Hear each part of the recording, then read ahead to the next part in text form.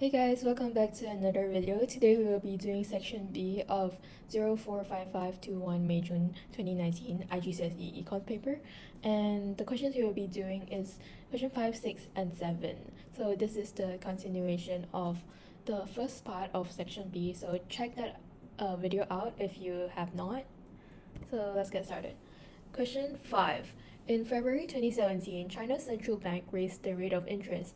It wanted to reduce borrowing and the growth of the money supply, but it was worried that the rise in the interest rate might reduce the country's economic growth rate. The change in interest rate is likely to have increased the workload of skilled commercial bank workers. Part A, identify two functions of money. Okay, so there's a lot of functions of money, so this is all of it. Store of value, standard of deferred payment, medium of exchange, and measure of value. So you can just state two of it. Part B, explain two reasons why a central bank may want to reduce borrowing. So you need to state two reasons and explain. So one of the reasons why central banks may want to reduce their borrowing is to reduce demand pull inflation. Because if a lot of people borrow money, that means that they are spending a lot, which increases the aggregate demand in the economy, which will then increase demand pull inflation. So the country may not want that, so the central bank will try to reduce their borrowing to reduce demand pull inflation. And this will be the explanation that I just said just now. And the second reason would be to reduce disposable income, because when people borrow less, they have less money to spend on, which also reduces inflation rate. Okay, part C. Analyze why skilled workers are usually paid more than unskilled workers. So skilled workers, they have higher demand because obviously they're more skilled, so firms will want to employ them more than those that are unskilled. And skilled workers, they have higher productivity, which means that they will produce more output per unit input, which will allow the firm to earn higher profit from their sales. Second reason would be that the supply of skilled workers is lower, which means that they are kind of paid more because they have a shortage. So since firms know that it's not very easy to employ skilled workers since they're highly sought after, they will tend to offer higher wages to those that are skilled. And skilled workers have higher bargaining power as they're harder to replace. So obviously firms will try to pay more to skilled workers. Okay, part D. Discuss whether or not a rise in the rate of interest will reduce economic growth. So yes, a rise in interest rates will reduce economic growth. And one of the reasons will be that there will be an increased interest earned on savings. So obviously with higher interest rate, when you put more money into the bank, you will earn a higher interest rate.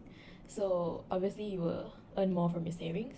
So this encourages people to save up their money, which means that there will be less people spending in the economy. So it will reduce economic growth.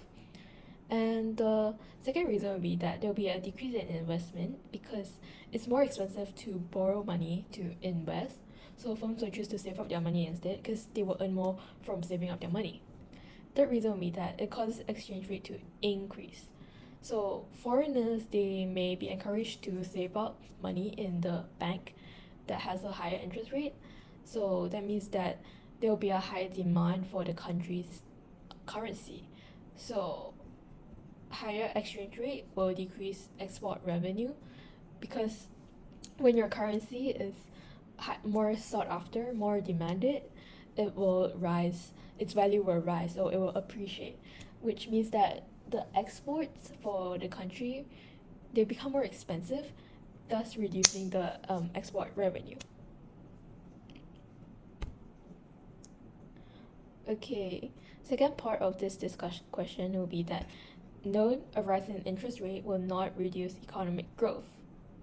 So interest rate could still be low, so it wouldn't cause a large enough decrease to lead to a reduction in economic growth. And the second reason would be that the rise of interest rate may reduce inflation, which makes exports more price competitive and increases export revenue, so this will obviously lead to economic growth instead. And the third reason would be that an increase in interest rate may may not reduce economic growth because consumers could still be positive about the future, so they may still continue to borrow.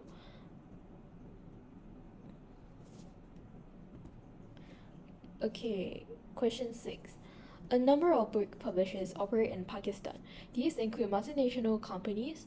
They employ a range of specialist workers. A number of these specialists estimate the price elasticity of demand for their firm's books. There is a debate about whether some books should be subsidized by the government. Define a multinational company.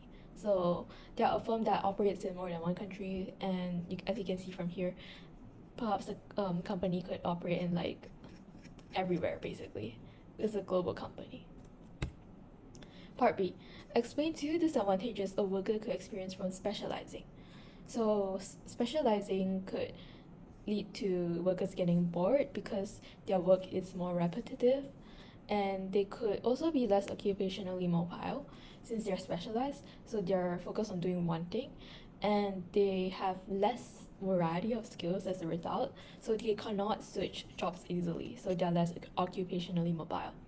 So some other disadvantages would be that workers will have less range of skills, which is kind of related to this.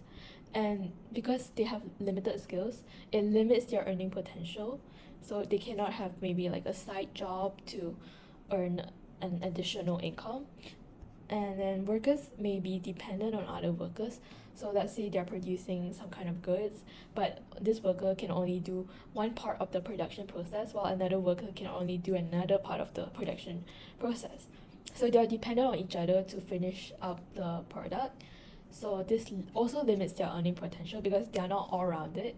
They cannot just take care of everything, and this like having the ability to take care of everything and produce one product can get them a lot, can let them earn a lot of money, but because they're not skilled in that way, it kind of limits their earning potential. Third reason would be that they're more likely to become unemployed for a longer period because they're specialized, so it's harder to find a job since they need to find a job that's specific to their skill set. Part C. Analyze how a change in the PED for its products may benefit a firm. Okay, so you can say a reduction in PED or an increase in PED. So a reduction in PED will also mean that it's more inelastic demand, and inelastic demand may benefit a firm because the firms can raise their prices, which enables them to earn higher profit. Since consumers, they are not sensitive when demand is inelastic, so firms, they can still raise their prices, and consumers will still continue buying, right? So the firm can earn higher profit. And then when there is elastic demand or an increase in PED, firms can reduce their prices to earn higher profit because now consumers are sensitive to price changes. So firms can take advantage of this by reducing their prices so that consumers will go buy from them, and this will enable them to earn higher profit. But this only happens if the revenue rises by more than the cost. Okay, part D. Discuss whether or not the government should subsidize the production of books. Okay, discuss questions, so we'll talk about both sides. Yes, the government should subsidize the production of books. And why? Because it lowers the cost of book production. So subsidies, they lower production costs. So this can decrease book prices and increase its demand. This makes books more affordable, so more people can gain knowledge and become more educated. And since they're more educated, they can become more productive, which leads to economic growth. And the third reason would be that it can help book producers that are at risk of closing down to not close down basically, because subsidies will kind of lower their production costs, so maybe they can still sustain. And the second part would be that no, the government should not subsidize the production of books. And the reasons could be that subsidies may encourage producers to become more inefficient because they're kind of reliant on the government to provide them with the additional money or some kind of cost advantages. So if producers, they are reliant on the government, then they may not try to become more efficient or productive. So that's not good. And second reason would be that book production can be wasteful. So the government should not try to subsidize the production of books since they're kind of contributing to environmental issues. Third reason would be that large book producers may benefit from the subsidy, and this allows them to become even more competitive since they're already large to begin with, so they can benefit from economies of scale. But now that the government has subsidized the book production, they can further lower their costs and also lower their prices. So this won't benefit the smaller producers. Okay, question 7. It was predicted that global unemployment would rise by over 2 million in 2017. Unemployment rates, however, vary between countries. Some governments use fiscal policy measures and others use supply-side policy measures to reduce unemployment. The unemployment rate can also be influenced by trade protection. Part A. Identify 2 fiscal policy measures. Okay, so it can be taxation or government spending, and you can get this from the fiscal policy definition, which is the use of government spending and taxation to manage aggregate demand in order to achieve the government's macroeconomic aims. So it's in the definition. Part B. Explain 2 reasons why the unemployment rate may be higher in one country than another. So, why the unemployment rate may be higher in one country than another. So, it could be that there's a poorer working condition in the country, which decreases motivation to work, so it increases the unemployment rate. And it could also be because of lower national minimum wage, which discourages people to find work because the wages are very low, so they don't really want to work. And other reasons could also be because there's low demand for labor, so it's very hard to find work since firms are not really looking for new workers. And there could also be low labor mobility, which means that workers, they have limited skill sets, so they can't really find jobs. And there could also be lower education standards, which means that people are less educated, they have less skill sets, so they're not really looked for by firms. So yeah. Part C. Analyze how the supply-side policy measures may reduce unemployment. Okay, so they're looking for supply-side policy measures that reduces unemployment. So it could be worker retraining programs, which will increase skills and allows workers to become more employable and also occupationally mobile. There could also be an increase in investment in education provision, which means that people will have more skills and can find jobs. There could also be an income tax reduction, which increases disposable income, which means that basically people have more income and they can spend more. So firms are more likely to take on more workers since they will need to produce more goods since the aggregate demand is rising. Okay, last reason will be that there will be a cut in unemployment benefits. So since the unemployed, they are not really getting a lot of money from the government, they may try to find jobs, and this will encourage employment basically. Part D. Discuss whether or not a government should protect its country's industries from foreign competition.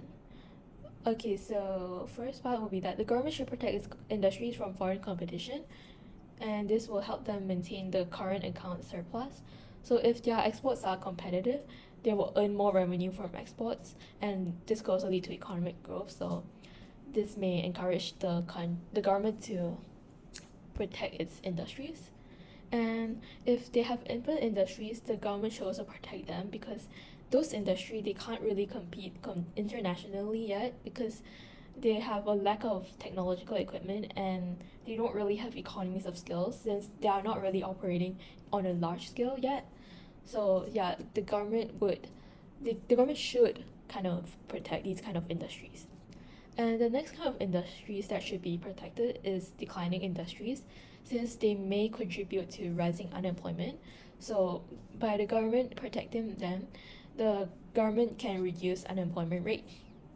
Okay, second part of the question will be the government shouldn't protect its industries from foreign competition. So this could be because the country's industries could be over-dependent on the government's protection. So this will mean that they become more inefficient, and firms may not try to reduce their costs since they are dependent on the government's protection. And foreign countries may also retaliate against these countries, which will reduce the domestic exports. So this may be a reason why the government shouldn't protect its industries. The reason would be that if tariffs are used, imported raw materials may become more expensive. So this would increase production costs in the domestic industry. So prices of goods will increase, and this will lead to cost push inflation, which isn't really desirable. So the government shouldn't protect its industries from foreign competition. Okay, that's it for this video. Thank you for watching.